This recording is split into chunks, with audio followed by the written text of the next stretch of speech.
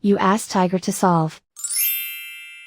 This deals with linear equations with one unknown. The final result is x equals 112/3. Let's solve it step by step. Simplify the expression. Find the greatest common factor of the numerator and denominator.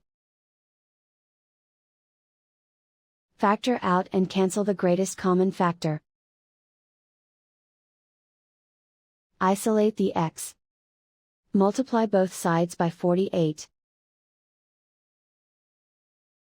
Group like terms. Multiply the coefficients. Simplify the fraction. Multiply the fractions. Simplify the arithmetic.